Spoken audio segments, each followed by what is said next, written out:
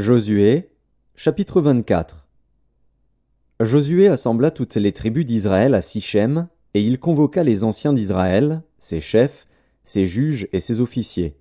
Et ils se présentèrent devant Dieu. Josué dit à tout le peuple, « Ainsi parle l'Éternel, le Dieu d'Israël. Vos pères, Térakh, père d'Abraham et père de Nachor, habitaient anciennement de l'autre côté du fleuve, et ils servaient d'autres dieux. Je pris votre père Abraham de l'autre côté du fleuve, et je lui fis parcourir tout le pays de Canaan. Je multipliai sa postérité, et je lui donnai Isaac.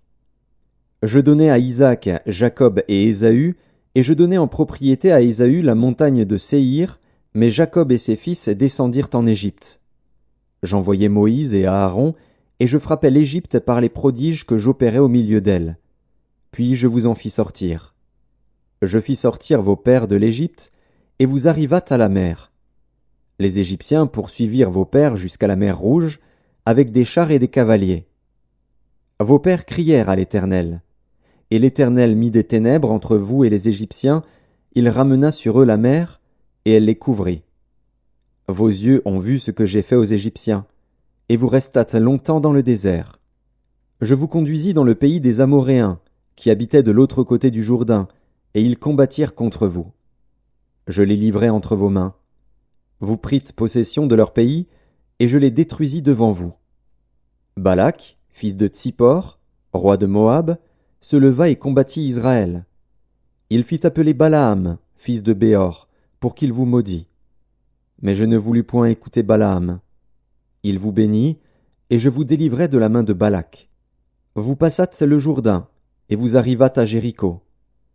Les habitants de Jéricho combattirent contre vous, les Amoréens, les Phéréziens, les Cananéens, les Hétiens, les Girgasiens, les Héviens et les Jébusiens.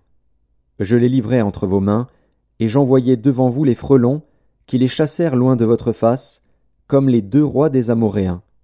Ce ne fut ni par ton épée, ni par ton arc. Je vous donnai un pays que vous n'aviez point cultivé, des villes que vous n'aviez point bâties et que vous habitez, des vignes et des oliviers que vous n'aviez point plantés et qui vous servent de nourriture. Maintenant, craignez l'Éternel, et servez-le avec intégrité et fidélité. Faites disparaître les dieux qu'ont servi vos pères de l'autre côté du fleuve et en Égypte, et servez l'Éternel. Et si vous ne trouvez pas bon de servir l'Éternel, choisissez aujourd'hui qui vous voulez servir, ou les dieux que servaient vos pères au-delà du fleuve, ou les dieux des Amoréens dans le pays desquels vous habitez. Moi et ma maison, nous servirons l'Éternel. Le peuple répondit et dit, Loin de nous la pensée d'abandonner l'Éternel et de servir d'autres dieux, car l'Éternel est notre Dieu, c'est lui qui nous a fait sortir du pays d'Égypte, de la maison de servitude, nous et nos pères. C'est lui qui a opéré sous nos yeux ces grands prodiges et qui nous a gardés pendant toute la route que nous avons suivie et parmi tous les peuples au milieu desquels nous avons passé. Il a chassé devant nous tous les peuples et les Amoréens qui habitaient ce pays. Nous aussi, nous servirons l'Éternel, car il est notre Dieu. Josué dit au peuple, Vous n'aurez pas la force de servir l'Éternel, car c'est un Dieu saint, c'est un Dieu jaloux.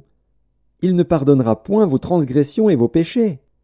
Lorsque vous abandonnerez l'Éternel et que vous servirez des dieux étrangers, il reviendra vous faire du mal, et il vous consumera après vous avoir fait du bien.